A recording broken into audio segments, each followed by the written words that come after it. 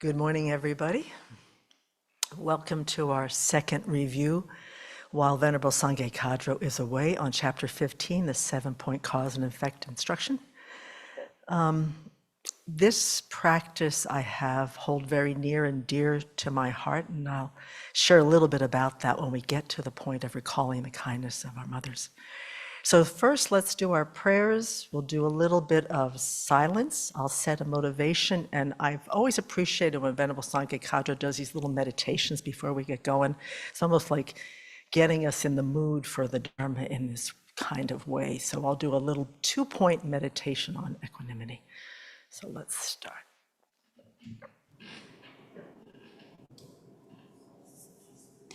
I take refuge until I have awakened in the Buddha, the Dharma, and the Sangha. By the merit I create by listening to the Dharma, I will attain Buddhahood in order to benefit all sentient beings. I take refuge until I have awakened in the Buddhas, the Dharma, and the Sangha. By the merit I create by listening to the Dharma, I will attain Buddhahood in order to benefit all sentient beings. I take refuge until I have awakened in the Buddhas, the Dharma, and the Sangha. By the merit I create by listening to the Dharma, I will attain Buddhahood in order to benefit all sentient beings. May all sentient beings have happiness and its causes. May all sentient beings be free of suffering and its causes. May all sentient beings not be separated from sorrowless bliss. May all sentient beings abide in equanimity, free of bias and anger.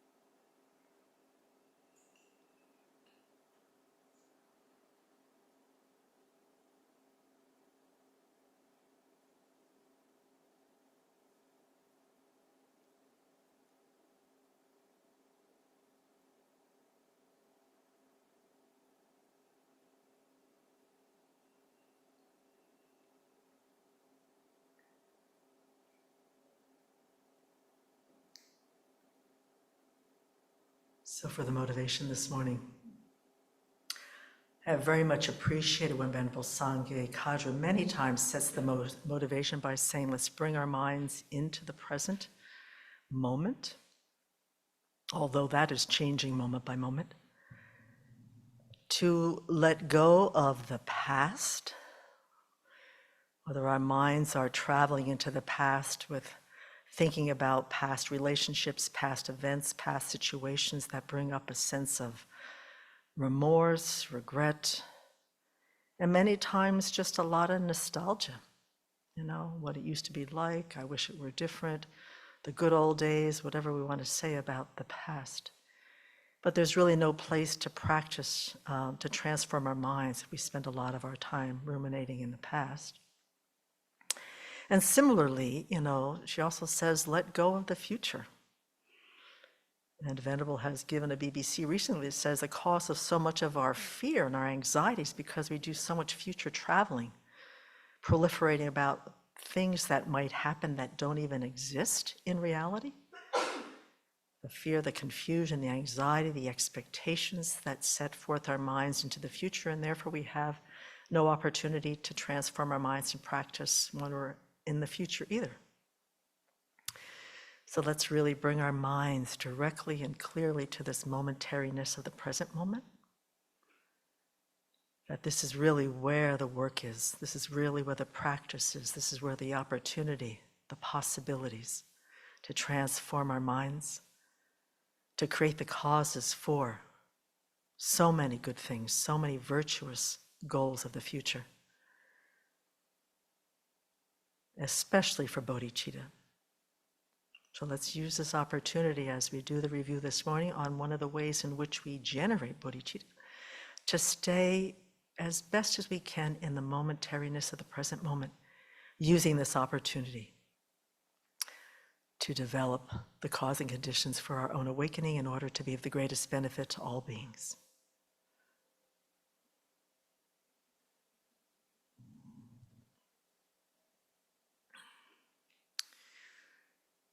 So I just wanted to, in looking over Venerable Tsepol's review last week, once again, it was wonderful to refresh the meditation on equanimity. And there are a few things that I find I continually have to remember. And one point that she said last week that really hit home, kind of connecting the dots. And what it was is to develop equanimity towards sentient beings, we really have to work on eliminating our attachment and anger. For some reason, I didn't connect the dots that the more we are attached, as Venerable Punsak beautifully laid out in her BBC yesterday, the absolute no good to being attached, clinging to relationships, to people, for being special. And similarly, how does anger, how do they fuel this categorizing of sentient beings into friend, enemy, and stranger? How do these two afflictions specifically fuel this labeling? So take a look at this past week and see the moments where you were clinging to someone or some situation or some relationship, and see how that attachment fueled the compulsion to put that person into the friend category. And then think of the conflicts or the rough exchanges this week where anger, irritation, resentment arose, and to see how that absolutely impacts this compulsion to put that person, that situation, into the enemy category. And just make a personal reminder, experience of how that happened in the past week, the past 2 weeks, the past month, somewhere where those afflictions really drove this labeling of where people belong.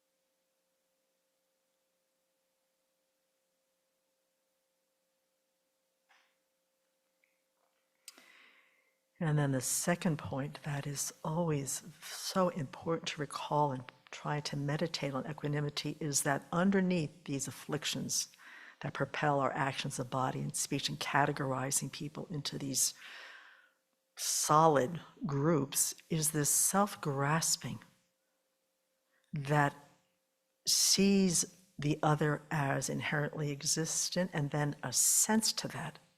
And how this sense of I, this sense of self in the mind plays the biggest role in viewing, labeling friend, enemy, and stranger as inherently permanent, inherently that's who they are, that's who they're always going to be, to see in the past week or 2 or 3 when that sense of I arose in relationship to someone in your life,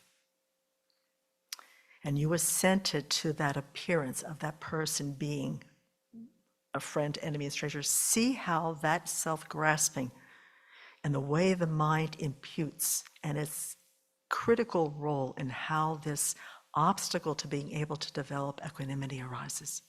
And make a very specific example if you can, that sense of I. And then throwing somebody into this inherent category, there forever.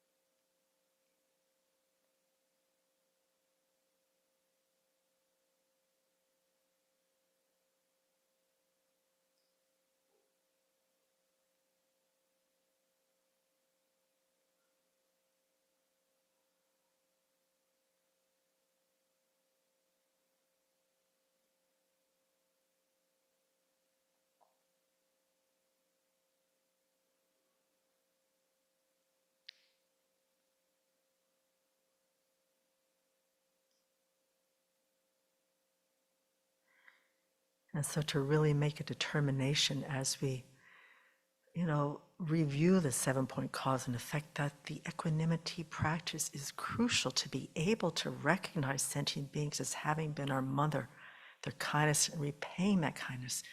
That is a huge crevasse if we can't somehow level the playing field in relationship to sentient beings. And to make that determination to be much more vigilant, much more aware of when attachment, anger arise, when the I arises in a big way in relationship to others. To challenge and confront those misconceptions.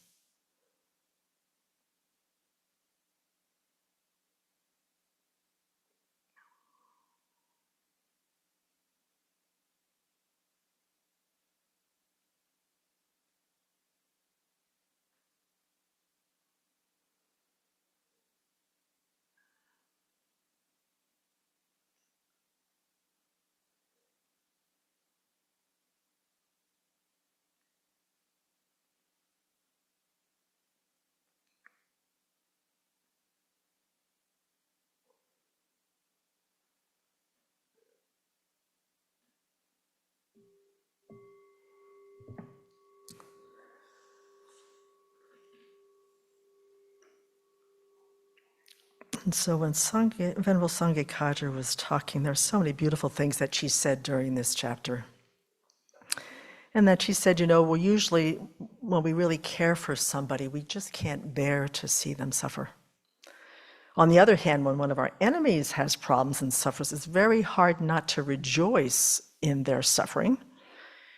And then there's the stranger who we might have some compassion for, but sometimes it's hardly even on the radar screen. And so she said that human relationships are so important because we are such social beings. His Holiness has said that. We've heard our teachers say that. She says we would go crazy without each other. That there's something about this relationship with each other that helps us to feel fulfilled, helps us to feel satisfied, helps us to feel connected. Conversely, it's also the place where we cause each other the most suffering due to the craziness of our minds, because we can't settle people into anything but these categories. And so we're not only the cause of our greatest joy and companionship and connectedness, but we're also the source of our greatest misery with each other. And so she says that the teachings on equanimity give us food for thought on how the afflictions of attachment and anger and indifference play in the way we look at sentient beings. But it also, the meditation itself gives us some really powerful tools on how to deal with this favoritism, this inability to just have an equal caring concern for others. So this is a really crucial piece. If we're going to jump into the 7-point cause and effect, it's got to be there. We've got to be working on this, leveling this playing field. And so when we start with some of the beautiful quotes in the Middle-Length, Lamrim, if you reflect again on the suffering of a sentient being, this will generally give rise to the mere wish that they be free from suffering. However, for this mind to arise easily and for it to arise very strong and stable, its object must first be a sentient being who has the aspect of being likable and valuable. And since our closest relationship to our mother, others are established as near and dear, we go through this particular 3-point analysis, because that's really where we have the chance, the possibility to see sentient beings as lovable in beauty, as endearing. And so it says in the book that the effect of these 3 steps is a love that cherishes sentient beings like one's only child. And so that is really what we are going for with the 7-point cause and effect. And this is a really long process, folks, because we've got to be able to have some kind of willingness or certainty to believe in rebirth, or this thing is nothing. It won't stir, it won't move the mind, it will not work. So I'm going to go over just quickly recognizing sentient beings as having been our mother. That was Venerable Thubten had some time last week, but not a lot of time. So I just want to go through that and then describe a little bit of a process that I've been using to work on this. First of all, I mean, there's all the kind of reasons that we can use to help us to get some faith, some confidence, some certainty in rebirth. And one of them is, do we trust what the Buddha says? His words are infallible. He has an omniscient mind. He knows all objects of knowledge. So why would he say that samsara is without discoverable beginning? A first point is not discerned by beings roaming and wandering on, hindered by ignorance and fettered by craving. It is not easy, bhikshus, to find a being who in this long course has not previously been your mother, your father, your brother, your sister, your son, your daughter. So this is the infallibility of the Buddha's mind. And that for some of us is sufficient because we just trust his words so explicitly. That he says there's been no being that has not been our mother. And that's a place that some of us land just fine because he has this knowledge of past lives that comes from his own experience. He has developed his mind to gain total recall, not just about his own life, and all of his mothers, which he saw there was no beginning to begin with. And then he went on to see the rebirths of all sentient beings and saw the same issue that many, many of the lives, not all of our rebirths are with mothers, but there are limitless numbers of them. And there's no beginning to our mothering, our ability to be mothered from sentient beings. And then so Venerable says, well, where are those mothers now? She says, they're all around you sitting in this room. They're sitting behind the camera in the YouTube, room there, out there in cyberspace. They're in the universe. So they're right here. And is there a possibility for us to be able to trust rebirth enough, trust the Buddha's words enough to be able to just hold this as a possibility? There's never been any way in which they've disproved it. Okay, so let's kind of navigate this where if it were true, what could I do with that understanding? Also, too, not only have they been our mothers in the past, but they've also will be in the future. So this is quite it's a humbling, sobering thought, and it's somewhat of a reassuring thought that as long as we are in samsara, we're going to have moms. They're in there for the long haul with us, whether they understand it, we recognize them or not. We're going to have a lot of moms for the next 3 countless great eons until we don't need mothers anymore, which is quite a mind-blowing concept. So we're really trying to invest in this understanding of, can we recognize sentient beings as having been our mothers? And there's a lot of ways that we can do this. Venerable Thubten laid them out beautifully last week. There's these scriptural citations, not just from the Buddha, but Asanga speaks them, Nagarjuna speaks them, Chandra Goman speaks them. So there's a lot of realized beings that say, I know this. The second one is this increasing evidence that there are people in our world right now that have memories of these past lives, particularly when they're children. That data is starting to accumulate a fairly substantial credibility to this possibility. If we get lucky and we get to develop serenity, well, we're going to be able to see our own past lives. We're going to be able to have a mind that's so clear that we'll have past, present, and future will be so permeable that we'll be able to see back to however far we want to see. And so what I did while I was thinking about this, I thought about this very life, okay? How did any of us, I'm going to use myself, how did I create the causes to be here? To be in these robes, with these teachers, in this community, in this place, with this kind of support. I know for a fact that I did not create the substantial cause for this life. I didn't even meet the Dharma till I was 40. And it had to have been a precious human rebirth. And how many of those did it take to create the necessary virtue to have what we have right now in this moment? So it's not just what the three causes for precious human life are. What do we need? Pure ethical conduct, aspirational prayers, and the 6 far-reaching practices. And then crank that up a notch to have aspirations to not only have those 3, but then to say, may I leave the householder's life? May I enter the homeless life? May I be a monastic in my next life? What that must have taken. And because there are, from what I understand, there's 3 realms that have moms. The hungry ghosts have moms, the animal realm has moms, and the humans have moms. Animal moms can't help us much with really cultivating that aspiration. Hungry ghost moms are in a pitiful condition. They can't even find food for us, much less help us aspire for that type of aspiration. And then also that, we need to have a mother that the spiritual yearning's there and it's nourished, the conditions to just get this seed planted in our minds, much less have it ripen.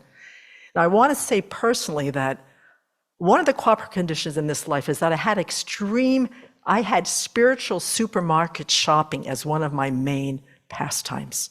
Ever since I was small, I was looking for something to hang my hat on spiritually. And in 1996, so that I think was a cooperative condition for this deep seed of virtue to be ordained. 1996, and there were cooperative conditions before that, meeting Venerable Chuni, meeting Venerable Seppo, we had all sorts of cooperative conditions going on there. 1996, I moved to Seattle. And I can say that was one of the main cooperative conditions. Things started to move. And then when I met Venerable, another powerful watering, warming, fertilizing, or whatever that seed was. And then moving here, it just blew the doors off. Whatever was holding that seed back ripened. But what it took to get to this life, to have this situation, did not happen in this life. So for me, that helps me to affirm that I must have had many, many precious human lives with this aspiration, with parents that cared enough or a situation that I could foster and nourish that aspiration. So that for me, I find to be somewhat of a way for me to recollect that I've had mothers in my past, particularly to get me to the place right now. So she has not only been my mother now, but in countless times previously, rounds of existence. I mean, she's protected me, she's kept me from harm, she's taken me to the monastery, she's had her own teachers, who knows, but there was something very, very special about these lifetimes to get us here. So I use that as one of the points to move my mind along to, okay, if I've had these mothers, what kind of kindness did I experience? Which we're trying to get to number 4 here. We're trying to get to heartwarming love. So to gain certainty in these first 3 points is crucial because you can see how they build on each other, how the momentum in the mind starts to soften and expand and open up to the possibility.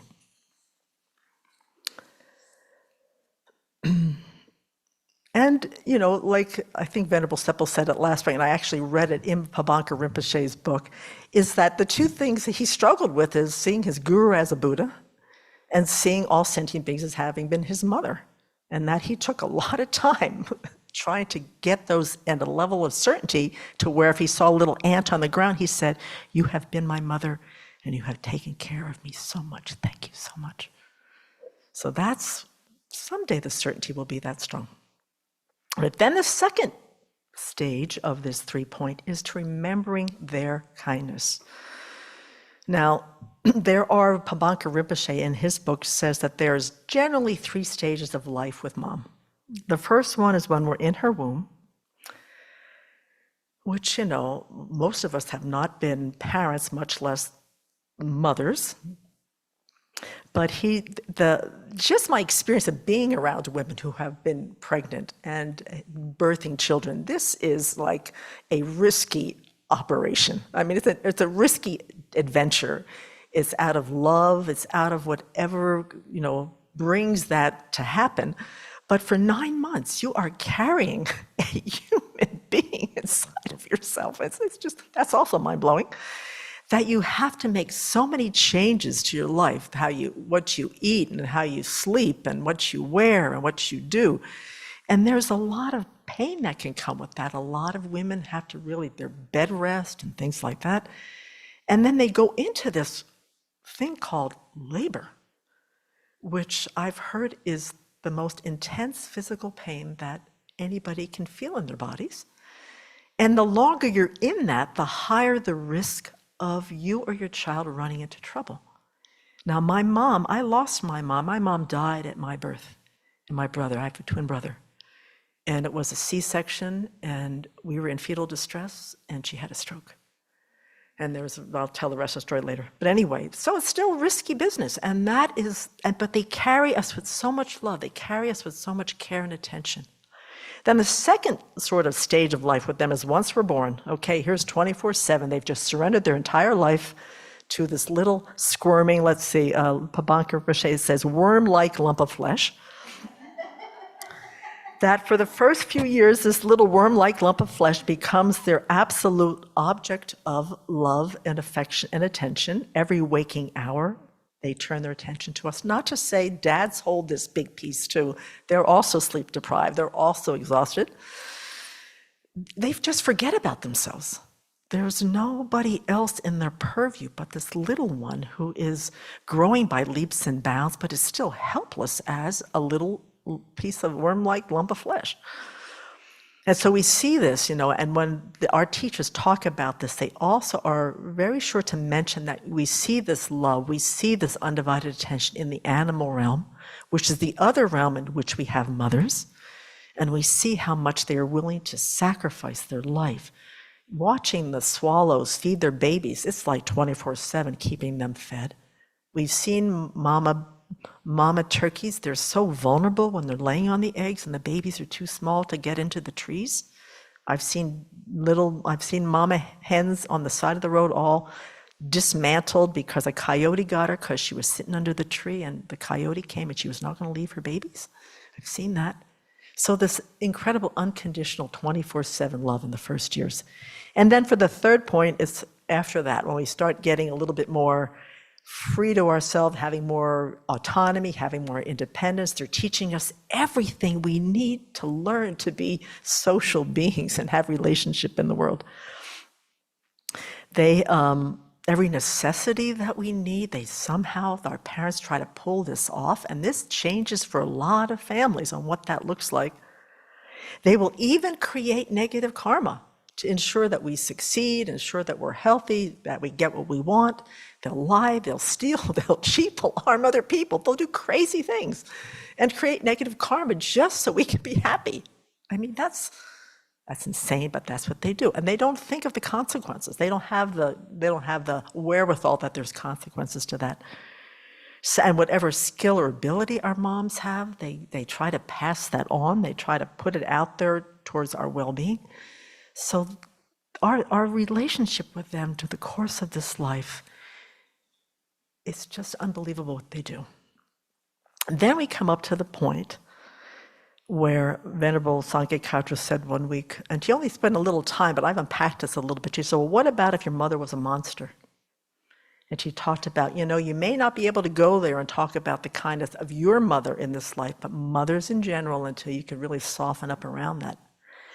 This is where this particular practice healed something that I had going on for 40 years, which is a huge resentment and a hatred toward my stepmother. And so I wanted to just bring two paragraphs that His Holiness brings, he actually addresses this in Volume 5 because he sees the difference between Asian family cultures and Western family cultures that we are very much have been stating and saying, as a matter of fact, I've had some abuse in my childhood and has left an impact. And he says, if emotions resulting from childhood abuse make contemplating the kindness of your parents difficult, contemplate the kindness of whomever cared for you, to develop an awareness of others having cared for you with this kindness. However, later, after the turbulent emotions from child abuse have lessened or have been resolved completely, turn your mind to consider the kindness of your parents. This is very, very important. This was such an epiphany for me when Venerable taught this one night years ago. Your parents did the best they could, giving their emotional, social, and financial situation, of which as children, a lot of us didn't even know what was going on. As a result of their karma, they experienced physical and mental problems, of which sometimes we were, because of that, the recipients of that. But they still cared for you in the best way they knew how, and to the best of their abilities, given the constraints they faced from their own upbringing. So they've got karma and they've got conditioning packed into this complicated, powerful dynamic with their children. He says, developing an attitude of acceptance, appreciation, and forgiveness of others' foibles will prevent you from being encumbered by bitterness and hatred. And instead of dwelling on what was lacking in your upbringing, focus on the care and compassion you received as a young child. It is both psychologically and spiritually therapeutic. So until I met this teaching with an open heart, Venerable spent one evening, it was either during the Essence of Refined Gold, mind training like the sun, somewhere before 2008, 9, 10, somewhere in there. She spent the night trying to open up this lens that said, while you're going on warning that your mom isn't doing this, your dad isn't doing this, why can't I have this, my friend's got this, you're so mean, whatever, they've got this whole other life going on. They've got their jobs, they've got their family, they've got keeping the roof over our heads, getting us educated, socialized. They've got their own relationship to work on. The in-laws, the neighbors, the boss at work. A husband or a wife, you know? For my mom and dad, my stepmom, my dad was an orphan. He was in foster care most of his life, so he didn't know what family was. Jenny came from an abusive Polish family, married an alcoholic, divorced him, lost her grandchild in a car accident where the child went through the windshield while she was holding her. Then she met my father. And despite the trauma and the volatility, the unpredictability of people who are hurting is hard. And as a child, you don't understand the bigger context, but for that night, Venerable unpacked this, like, this is what might be happening. While you're complaining about you don't have your favorite cereal, they might be in the bedroom having almost a brawl because there's a misunderstanding. So when I was able to look at my life with these two people, because my mother died, that changed everything. And to see, and the result was they raised 3 really, really nice people. My brother's a darling. My sister was absolutely brilliant and just beyond. She was just amazing. And I'm a pretty good character. So despite the hardship, despite the abuse, despite the volatility, and then the kindnesses just started to emerge, which is where we're going to go right now, is to be able to understand, and it's crucial. Now, for me personally, if I didn't make peace with Jenny, this practice would have never come alive for me. I could have used Grandma Trigg, I could have used my grandpa, I could have used Mrs. Duran or my art teacher or whatever. But until I made peace with Jenny and saw her kindness in the middle of all that suffering, I was so resistant to this practice, I couldn't even get there. And so whether you have that kind of situation with your mom, your parents, it's crucial that somewhere, as His Holiness says, after the turbulent emotions from childhood abuse have lessened or you have resolved them, you've got to come back around and see the kindness of your mother this life. It puts everything into a bigger context, despite it's only of this life. So what we're going to do now Well, there's beautiful stories of Tibetan mothers. I mean, they're just so amazing, licking the snot off the baby's nose and cleaning their bums with their hands. It's just, it's amazing. It's just so stunning. But we're going to talk about what our mother's kindness looked like in our lives in a very special, particular way. We're going to get personal here, folks. Because even though we all had moms, the environment was different, our predispositions were different, our karma was different. How did our moms, what were the special things they did for us when we were growing up? And what were the things that we did with them or they did for us? Even the wrathful stuff that taught us about fortitude, taught us about what to abandon, what to cultivate. So I want to see how far we get on this list. So let's take like 30 seconds just to kind of bring mom into the space and and the folks online too. We're going to have, Venerable Thubten, we're going to have people online who want to contribute to this as well. Particular thing, kindnesses that she showed you.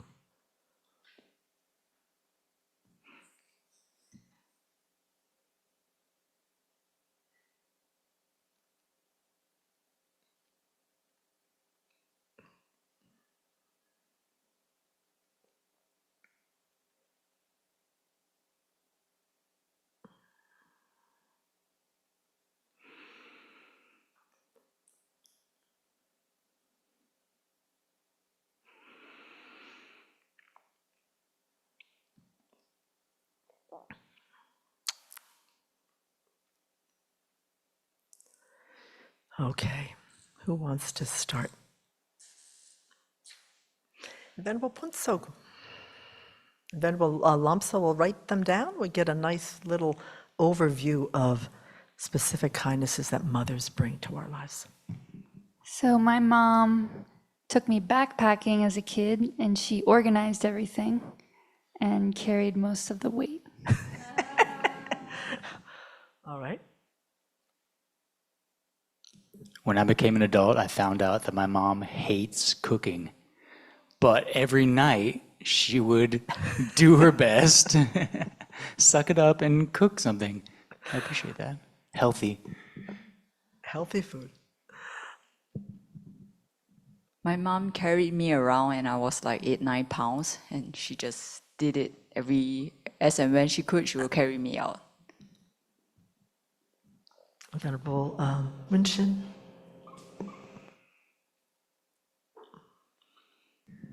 My mother got books from, I don't know if it was a library sale or what, but these, children's books. And she would, there's one of them I remember in particular, she would white out the different characters' names and place names to make it be about me and the people and places I knew. So it became a book about like me and my She neighborhood. wrote the story for you. Yes.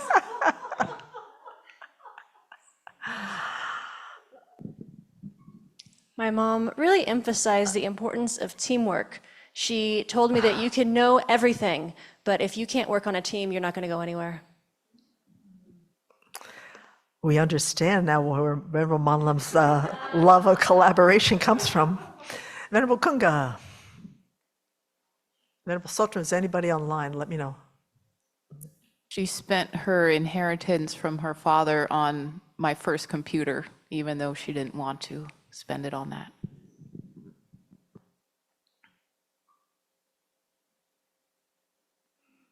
Venerable Noah. So this is actually something that happened before I was born. My mother had cancer when she was pregnant with me, and she had a C-section. And the doctors were really worried and didn't know if I was going to make it. And she said, his name is Stephen August Tall, and he's coming out. So she advocated for me before I was born. And she's done so since. She is a big advocate. Mothers advocate for their children. Selden. She made me a Batman costume for Halloween that I wore for like 4 years.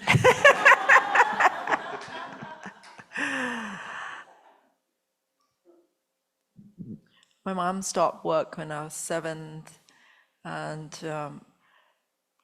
then I had to live with her. after 7 years of freedom with my grandmother. So So it was a kindness that she took over, yes, so that I didn't get too wild. too spoiled.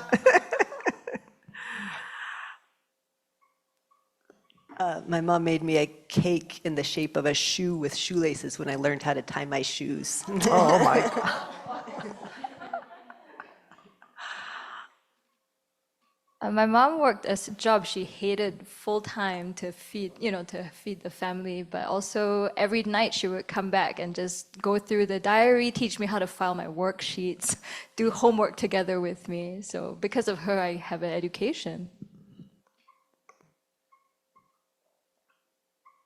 Yeah, Venerable Thubten.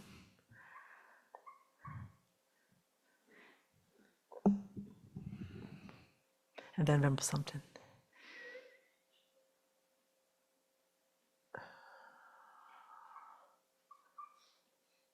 It says, my mother also despises cooking and driving, but would drive anywhere to save me from a bad situation.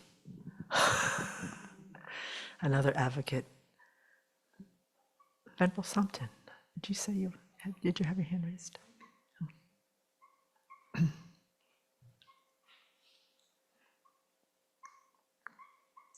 I never had the impression for a moment that there were favorites for the kids, so I really saw that she loved us equally. Equanimity with moms, wow.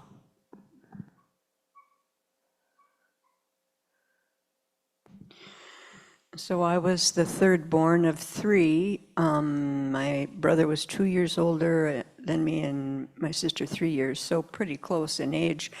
And she cared for us all. That's hard, 3 kids, I think. And she also had very playful energy.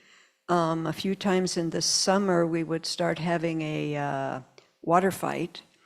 And actually, she ran through the house one time with the water hose to get to my brother in the backyard and to squirt him. So she had good humor. A sense of play, a sense of play.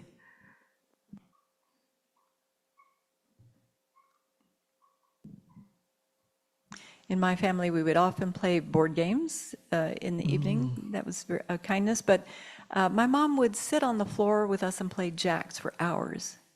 She was kind of a big kid herself. I think a sense of play is really a powerful quality for parents to have. Venerable Rinchen?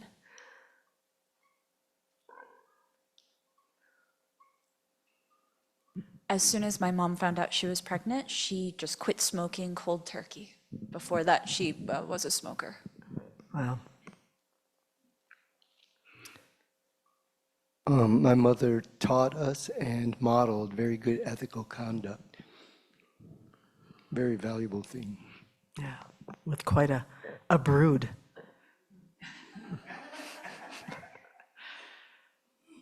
Venerable Palmo, and then Venerable Thubten. My mom didn't like to drive, but she came to get me every time I went out to the youth club, which I hated also, but she did it anyway because she was concerned that I might get into dangerous situations. Mm-hmm. That's a common thread there. It says, we used to bake every Friday until I was 5 when my parents separated. Every Friday evening, she would carve out time for me and we would bake a treat for the weekend for everyone. Another one is, when I was a latchkey kid and my mom was working, she made sure I called her every day at 3 p.m. We would talk for 10 or 20 minutes. Considering the circumstances that our parents find themselves in, they don't lose track of us very easily. All right. And I just want to add on that is, let's say, Mom taught me how to bake, she loved music, so I had piano lessons, so I know how to read music up to this day because of my mom's love for music. And she taught me how to sew. And she taught me how to deal with pain. There's not one day that she didn't show up for breakfast and make lunch for us, despite the incredible acute back pain from that car accident where she lost her grandchild. Okay, Venerable Noah. We got one or two more. Do you see the benefit here, folks? This is really important, you know. She took me to church, and she also taught me to respect other religions. Very important. Yeah, Venerable Pelke. My mom didn't give up on me when I was wild.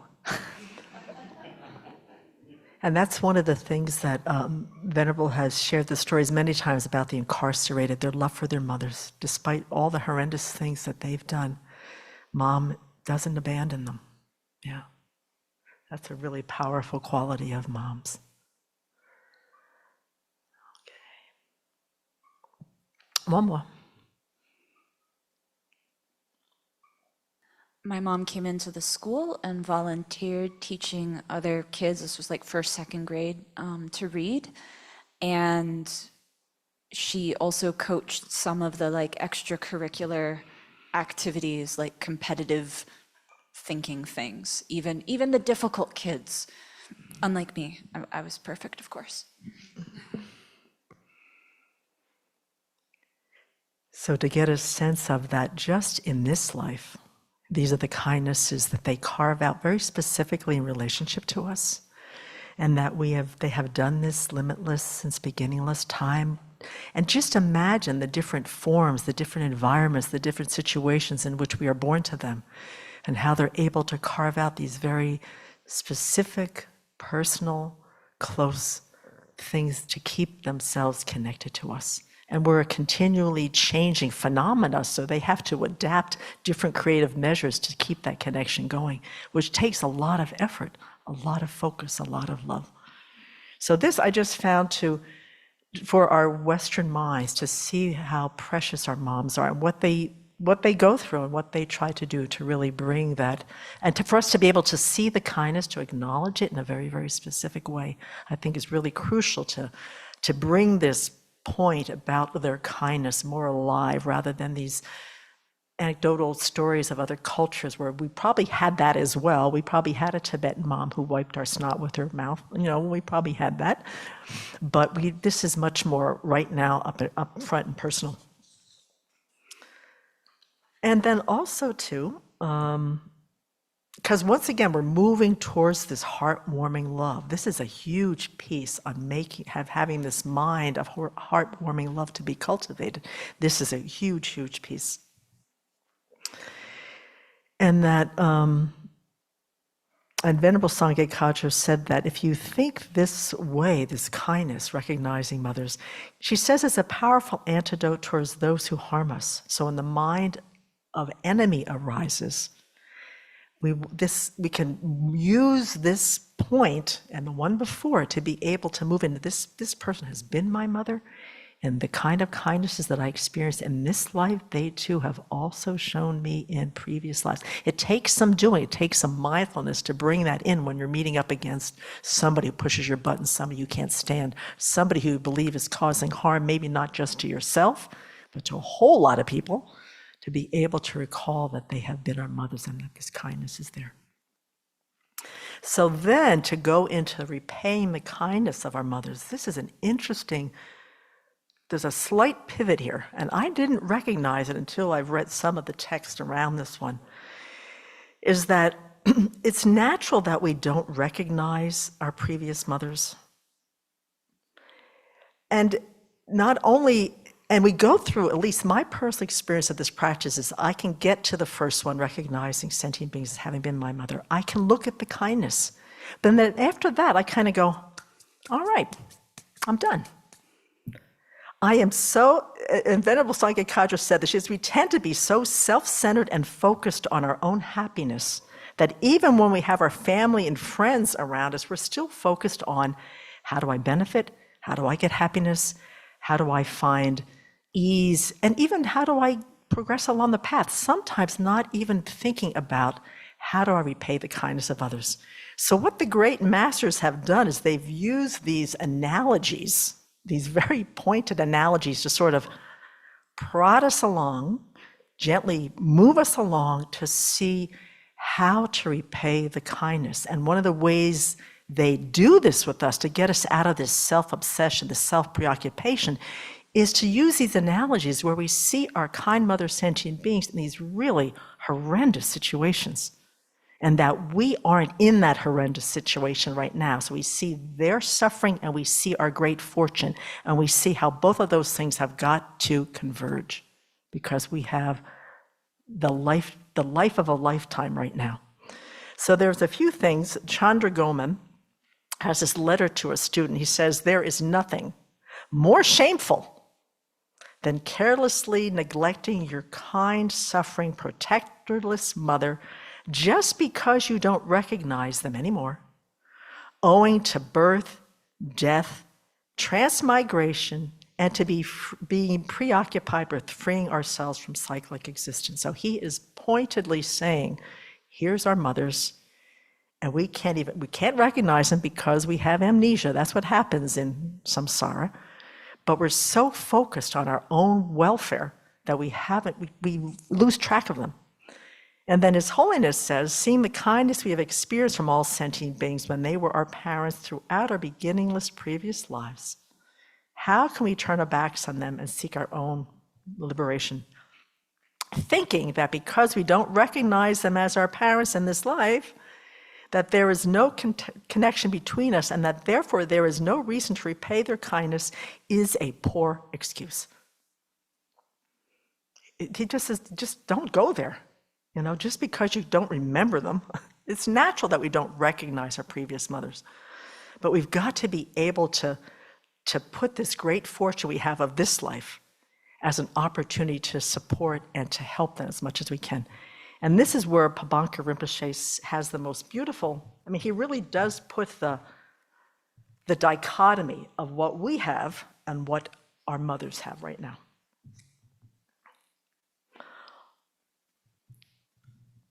Okay, so he's got a little preempt here. He says, suppose that your mother of this life was blind and had no one to guide her. This is a common analogy. Suppose also that she was not of sound mind and was standing at the edge of a cliff about to leap off.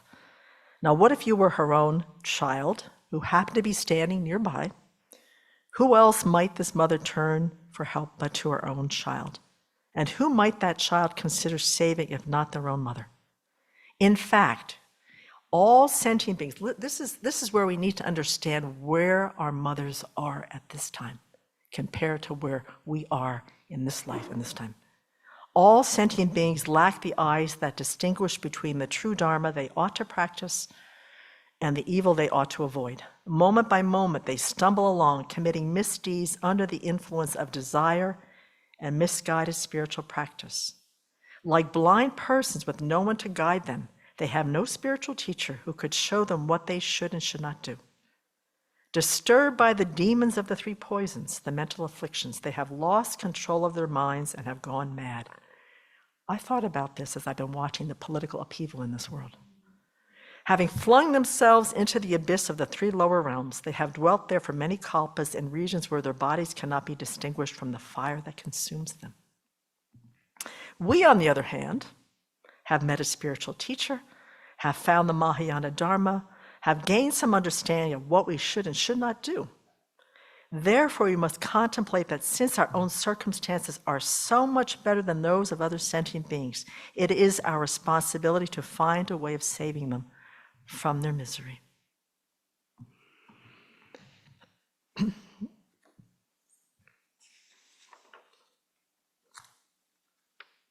It's heartbreaking to think of them in this way. It's just heartbreaking. And while we do our best for them in worldly terms, we can't rescue them from the situation. We've got so much limited capacity right now. But what Venerable Sangye Kajo says is to remember that generating this particular state of mind of seeing their kindness and wanting to repay it is for the long-term and vaster mind of bodhicitta. We have to remember that this is a causality practice, that the bodhicitta that we want to cultivate, it's crucial that we go through these places, we go through these points, that we cultivate these as realizations in our own mind. And that we need to free ourselves first, but while we're doing that, to not neglect them, to not remember them, to not care for them while we're doing this, because this process takes a lot of our own discipline, takes a lot of our own focus, takes a lot of our own joyous effort, but to not relegate them to the periphery because there's so much of a big cause for our own awakening. I might have missed one more thing here that she said. So there's different ways in which we can, repay that kindness. I mean, there's the temporal stuff, which is crucial. Food, clothing, and shelter, making sure that they have companionship, making sure that they're cared for. Even the samsaric happiness, which is sometimes, for many of our parents, is the only thing we can really do. They're not into the Dharma, they're not into meeting Venerable, they're not, they're just, honey, I'm fine, thank you very much, come and visit me. That's really all that they need. But we do that. Not everybody's ready for the Dharma. Also, what she said, another way to repay that kindness is to really bring them to mind in a way that says, if they are provided with these worldly goods, these worldly concerns are somewhat, taken care of and mitigated, may they have the qualities of contentment. May they have the qualities of ease and peace and satisfaction. Once again, looking at our mothers that are now playing themselves out in these crazy roles in the world, just to say, may they have contentment. May they be happy with what they have. May they be satisfied. These internal qualities is a form of love that's deeper than just the worldly stuff. And then out of that love, wishing to benefit them, wishing to liberate them, maybe not now this life, but just through our kindness in repaying them in whatever way we can. We're going to be able to keep that karmic connection going. Keeping that connection going. Okay, let's see, where was I? Okay. Make sure there's so many precious things. So the first 3 steps is having been our mother, their kindness, I want to repay that kindness. Okay, so now we've got, this is the momentum. Can you see how much of repaying the kindness in specific ways is a perfect segue into this warm-hearted love? You've seen their kindness, you've seen them as our mothers, we've seen that we need to repay them, the least we can do. It just sort of flows into, builds up this kind of wave, so that the warm-hearted love is what we're hoping to get some semblance of, some sort of, contrived as it may be. Once again, warm-hearted love, it's a work in progress, but they say over time it will arise more and more naturally as you think of these 3 points. And over the course, since Venerable's night there, where I had that epiphany about the kindness of my mother, getting to that place is a tiny bit easier than it was even just a few years ago. But you've got to keep at it with equanimity up at the top of the pile there to make sure that we've got some equal caring concern even before we dive into these 3 points. Okay, so then there's a reality check from Venerable Sangye Kadru. We want to cultivate this love, wanting happiness for all beings. What we're able to do, first of all, is recognize our limitations. She said to meditate on karma to see that sentient beings are experiencing the results of their karma, especially when we try to help them. Either they refuse the help or they still suffer. To not beat ourselves up because the fact that we can't help them. This is the biggest learning in this whole process of how to develop heartwarming love when we know that our capacity is limited at this time. But developing heartwarming love is a huge fertilizer. It's an incredible watering for bodhicitta. So to not give up when we see our capacity is limited. So then what we're striving for is this beautiful love that says, that the King of Concentration Sutra says, many kinds of offerings without measure in myriad neighboring pure fields constantly offered to the most excellent beings do not equal a fraction of the mind of love. I mean, just imagine what this, I can infer it, I can kind of contrive it, but to have this kind of love. So then once again, Papanka Rinpoche has some lovely words of wisdom here. And this is more about the depth of, let's see, where was it?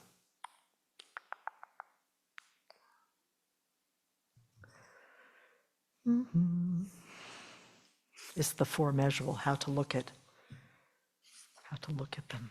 Let's see. Oh, here it is.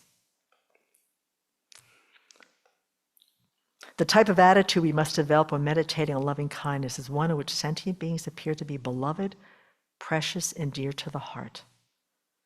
Geshe Potwa described it to an old mother with these words: "The loving kindness that regards beings as dear is just like the love that you have for your son. Thus, the attitude that sees all sentient beings like a beloved child is called the loving kindness that views all sentient beings as dear." Then he goes on to say the meditation topic does not require any separate points on which to reflect.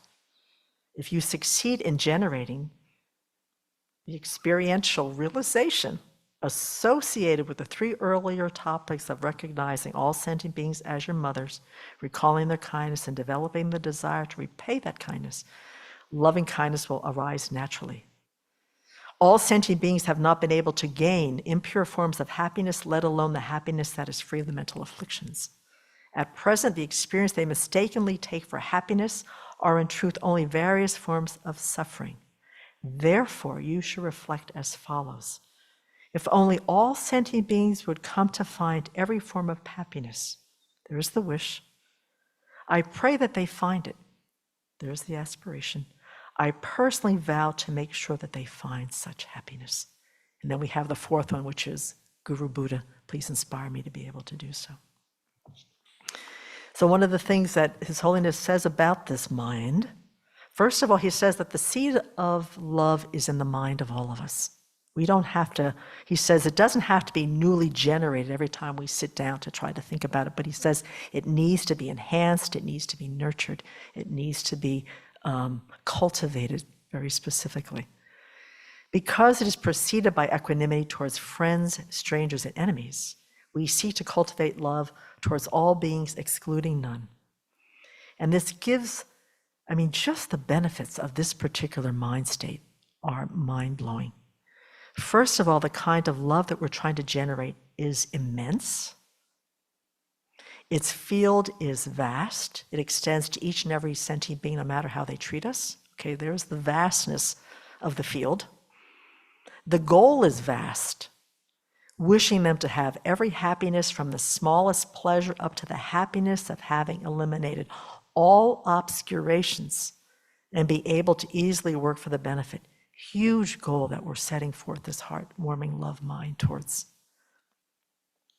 The time is vast to work to benefit sentient beings for as long as space endures.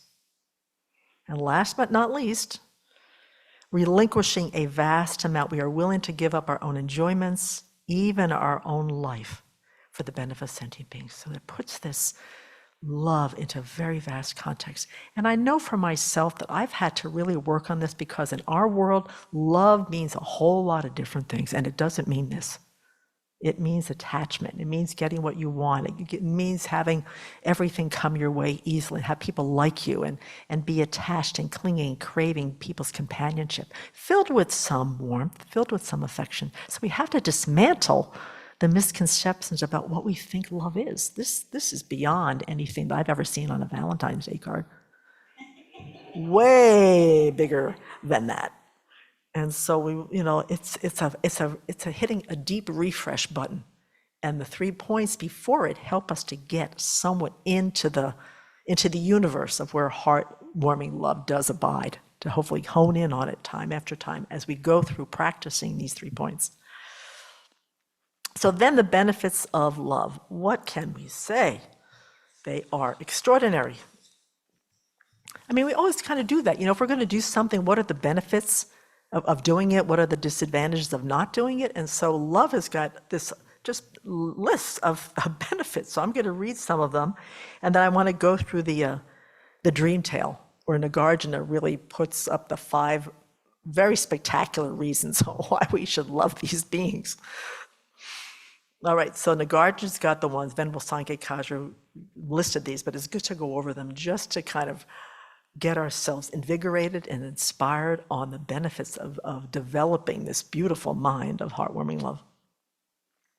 First of all, gods and humans will befriend you. And in a world such as it is, that's a lovely benefit to have. They will protect you They won't be bringing out the swords and the guns. You will find joy. You will find happiness. Harmful things like poisons and weapons will not harm you. You will achieve your aims effortlessly. What a thought. All that effort more easily. And you will be reborn in the Brahma realm. So that's the ones from Nagarjuna's verses. And then we have the ones from the Pali Canon that have some interesting, maybe more human benefits, like we have peaceful sleeps. I think for some of that's a really lovely thing, a benefit to have. You awake well and refreshed and continue practicing without groaning, yawning, and rolling over back to sleep. That's a really nice benefit to have when you've got this beautiful, warm-hearted love in your mind. You don't experience nightmares, but instead have virtuous dreams where there's auspiciousness, there's loving kindness playing itself out in your mind, even while you're sleeping. You're dear to humans. Non-humans are grateful. Animals, they feel safe with us. They feel a sense of ease. They feel a sense of safety. That's a lovely quality to have because so many beings in this world are not humans. Deities, okay, the gods protect us. Fire, poison, and weapons don't harm us. We'd like to keep that in mind as we live in this fire world. It also increases our concentration. That's a lovely goal to look forward to. Our face is serene. We die without confusion because sometimes as the body is, all the elements are dissolving, sometimes there are karmic appearances of some pretty wild things that we've done, some negative karma ripening in the form of all sorts of horrible visions. It says it will really prevent that from happening. And then we will be born in the Brahma world. So looking at the benefits, these are the cooperative conditions, these are the conditions that they're more the results of having this kind of mind, and they're practical, they're helpful. I mean, we have so many obstacles to cultivating virtuous states of mind. To have this one, it takes care of a whole lot of things. So it's worth looking at the benefits of love. And then Nagarjuna, in the tale of the wish-fulfilling dream, or the dream tale, gives 5 reasons for why we want to generate these. Okay, these are the benefits. Here are the 5 reasons, which are just beautiful. I'll put the first 3 of them together because they're somewhat similar. They're just so lovely because they bring us into relationship with sentient beings. So the first reason is I and all sentient beings are equal with regard to happiness and suffering. Being equal with regard to happiness and suffering, we are family. It is not right to completely abandon these beings yet enter nirvana. Together with these beings, I have experienced the sufferings of the unfortunate realms and all the source of happiness of the higher realms. Since we dwelt as one, I am fond of them. And then the third one's similar. Not just did I reside in every womb, nor is there a single sentient being who did not reside in my womb. Therefore, we are all family. So the first 3 ones, in a time of isolation, desolation, polarity, on opposite sides of the fence, to remember that we have gone through good and bad times together. They have been our family. They have experienced joy. I mean, when we have accomplishments and we fulfill our aims and we have people appreciate, recognize, and support us, there's a joy that, thank you. So too do sentient beings have that same experience. The struggles, what we've gone through, the intense pain of the unfortunate realms, the incredible bliss in celestial realms, we have been with other sentient beings going through this together. This is not a solitary path, folks. We're in the milieu of limitless sentient beings. To think about anything that we've ever experienced in our lives, this life and all lives previous to this, we have been in relationship to sentient beings. Having the best of times, having the worst of times, getting all of our heads cut off at the same time, being the royal court of whoever, flying around universes, whatever. We've done this as friends, we've been enemies, we've been loved ones. So this gives a sense of familiarity, of closeness, of, hey, we're tight. We're tight. This is so tight. You know, this is so, so, so close. And that they will be family in future lives as well. And what Nagarjuna, what His Holiness, when he unpacks this, he says, since we change the bodies in each birth, even though we don't recognize each other, the connection is still there. We have to understand the power of karma and how it really does carry on in our relationships. And so this heartwarming love is going to make sure that those relationships are warm, endearing, trustworthy, not fractious, tedious, and suspicious. So heartwarming love really ensures that the relationships we have now and in the future are going to be ones of warmth and trustworthiness. And then for the fourth reason, we're going to go on to reflect on what is the Buddha's relationship to sentient beings. Further, since I am fond of the Buddha, as he worked hard for the sake of these sentient beings for a very long time, that too makes me fond of sentient beings. So here we bring the Buddha, the Arya Bodhisattvas. Now they have a leg up in that because they have understanding of past lives, they know exactly when each sentient being has been their mother, what that experience was like, what it was to be the child, what was to be the mother of that Buddha in whatever time it was. So they see the kindness, they see the repayment of kindness. So they've got definitely a disadvantage, an advantage than us who don't recognize anybody. We have to foster this kind of, familiarity and fondness and warmth.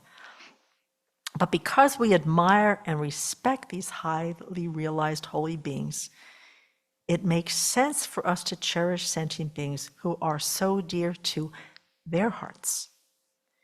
And I think this is Venerable. I can tell when Venerable makes a comment in the books because it's just so venerable. She said, it would seem rather strange if we were to say to the Buddha, you've got it all wrong. Sentient beings are not trustworthy. They're conniving. They're two-faced. I don't cherish them, and neither should you. That doesn't land. That does not land. That is not. Who is wiser? Are we wiser or is the Buddha wiser?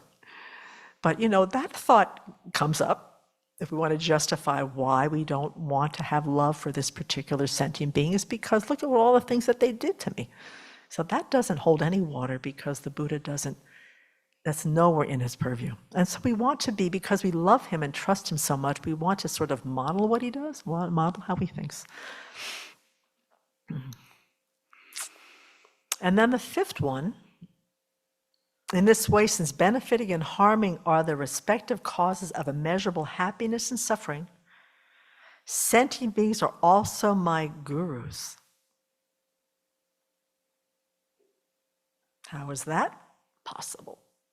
Well, our spiritual mentors, they're powerful fields of merit because of their good qualities, the fact that their incredible kindness leading us on the path, showing us what to cultivate, what to abandon, how to transform our minds. We also create, and sometimes when I get lazy around here and Venerable asks me to do something, I have to keep remembering, selfishly wise, right? Wisely selfish, I'm creating an enormous amount of merit by joyfully offering to serve my teacher. If I do it when I'm cranky or I'm resentful, I'd rather be doing something else, or can we put it off for another time? I'm not creating any virtuous karma. In fact, I could be creating some non-virtuous karma with that kind of mind of resistance and stubbornness. So they are an extraordinary field of merit for us.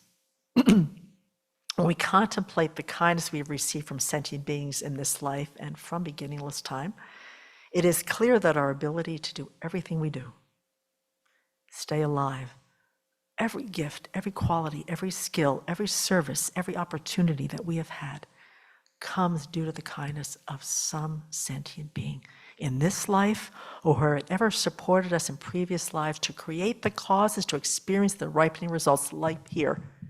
How many sentient beings helped us to create and support create the causes to be here? This is not a solitary causality here.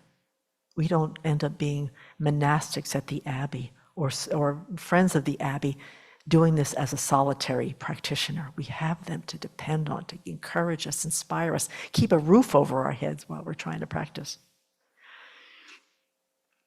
And a feeling for the endearing qualities of sentient beings arises in our hearts. So that's one of the things. This is what we're trying to do, folks. We're trying to get this warmth. We're wanting to feel that kindness, feeling that care from their side.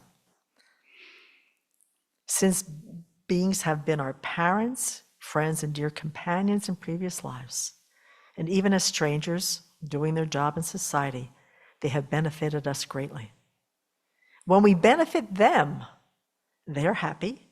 In addition, we reap the results of temporal and ultimate happiness. So there is definitely a cause and result of how we benefit others, bring happiness and joy to their lives, that the result of that will be that we will have joy and happiness both on this worldly terms and also on the more ultimate happiness. However, when we harm them, because they are a field of love for Buddhas, they are pained, and we create a lot of destructive karma that will ripen in our own misery. So we have to remember that because the Buddhas and our teachers see sentient beings as lovable as well. That's what attracts us to them. We have to remember the heartwarming love of our teachers is a hook.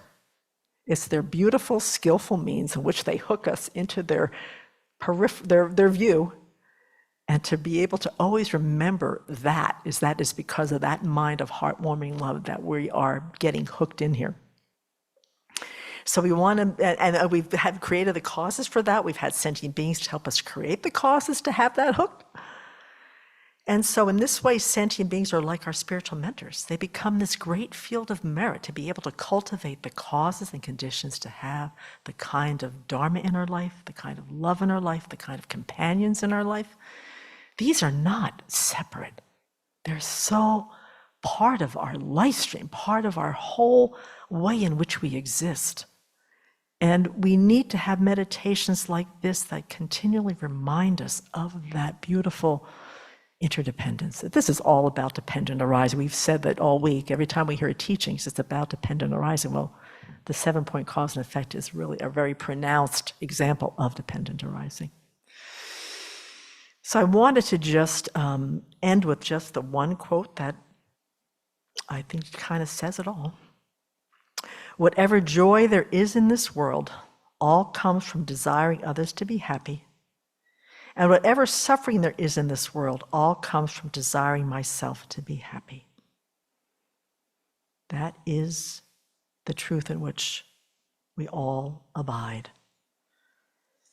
And so, this is a powerful practice. We're only halfway through. We still got to figure out on the best way that we develop compassion through this practice, the great resolve and bodhicitta, which Venerable Chuni will do next week. But I either wanted to do some questions or comments now, or I wanted to do one of the meditations on this love and happiness in the volume 5. So any questions, any comments, either from the folks online or in the community here? Anything come up, anything you want to share?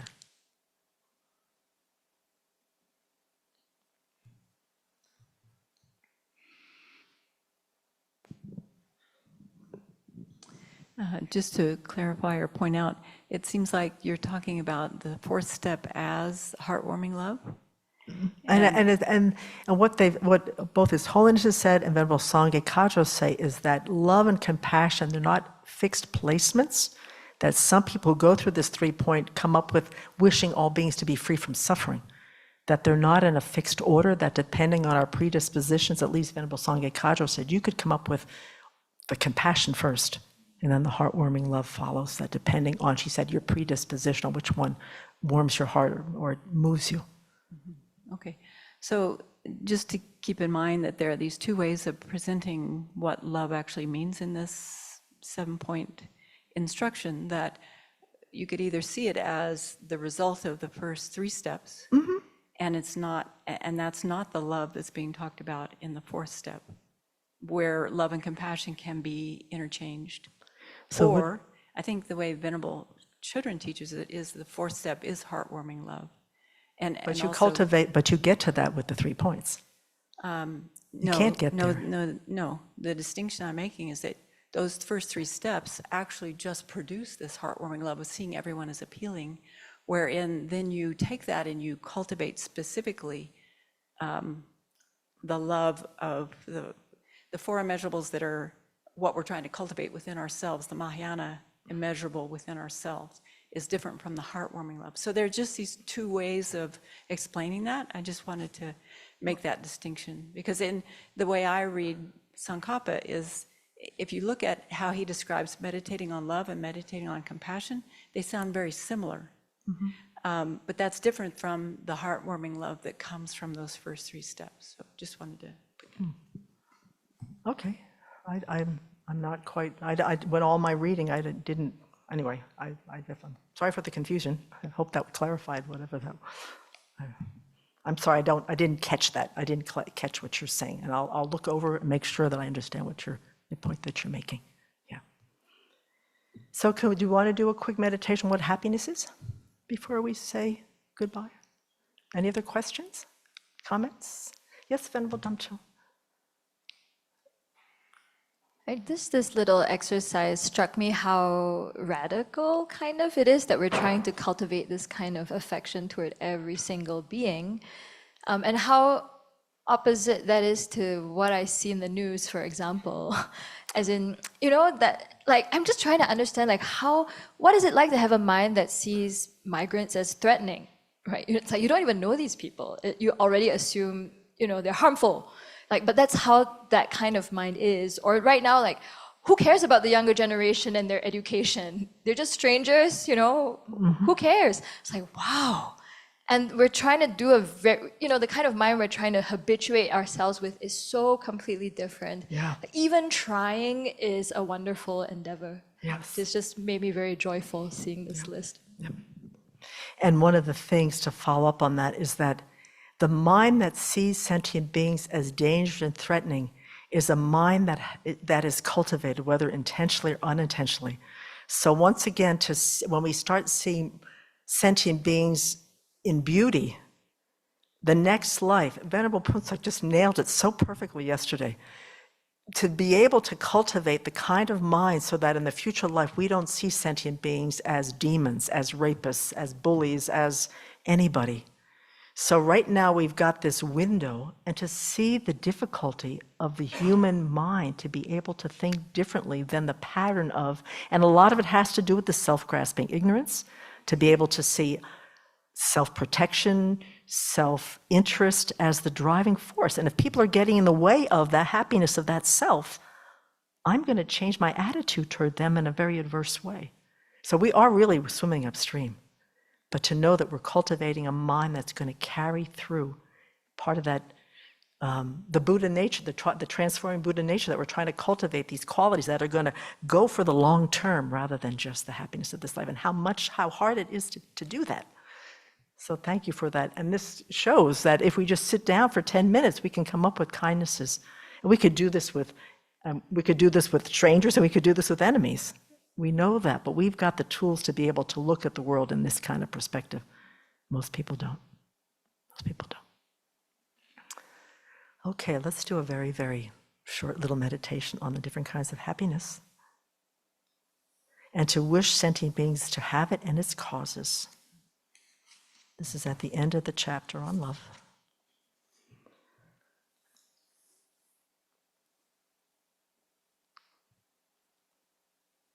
First of all, there's the happiness of having the basic requisites for life: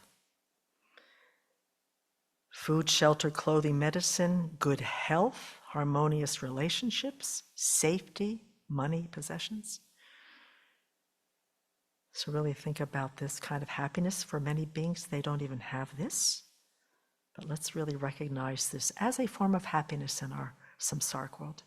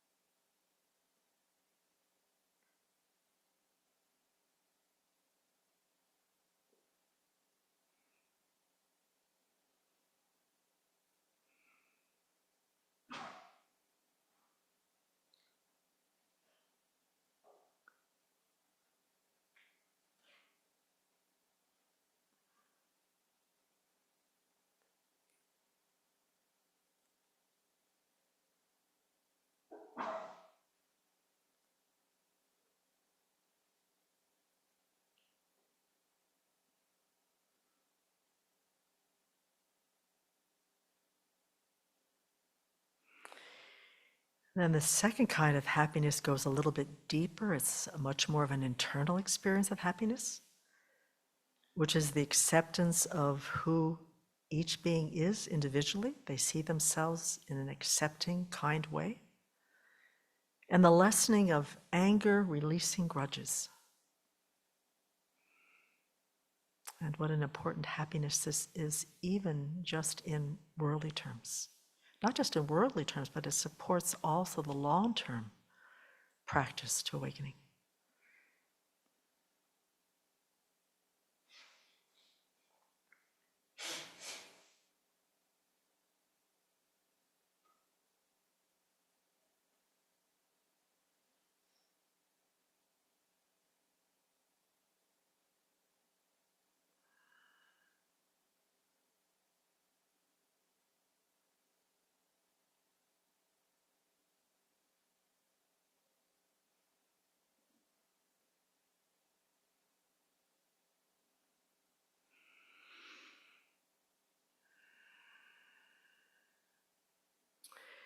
And then the third kind of happiness, the calm of these higher states of consciousness, that is the joy, the bliss, and the equanimity derived from states of meditative absorption. So that happiness is getting more subtle, more refined.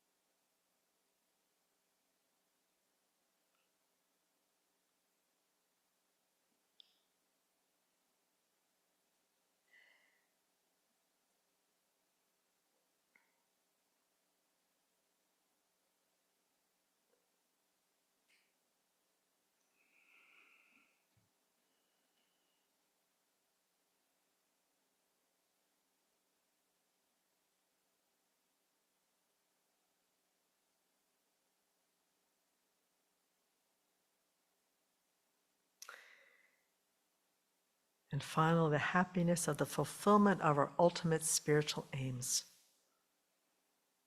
either liberation, nirvana, and full awakening. So the ultimate happiness.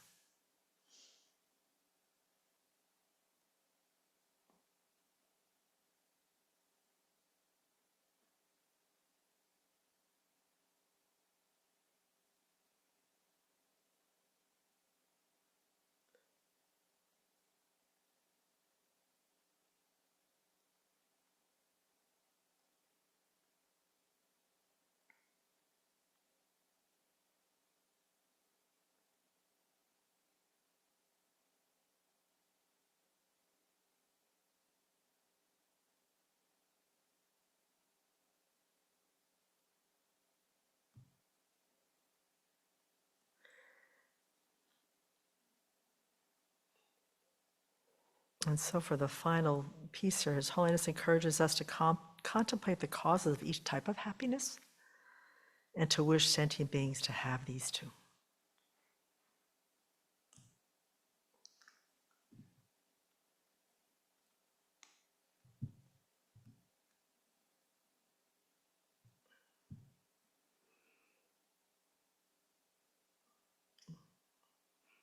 So let's take a moment to rejoice at our opportunity to go over this beautiful practice, at least part of it. And to dedicate whatever virtue that we have created by taking this to heart, to the cultivation of our bodhicitta, the long-term goal of awakening.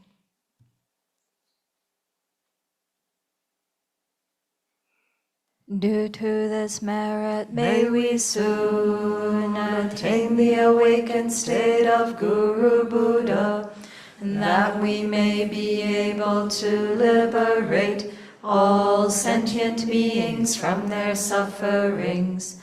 May the precious Bodhi mind, not yet born, arise and grow. May the born have no decline, but increase forevermore.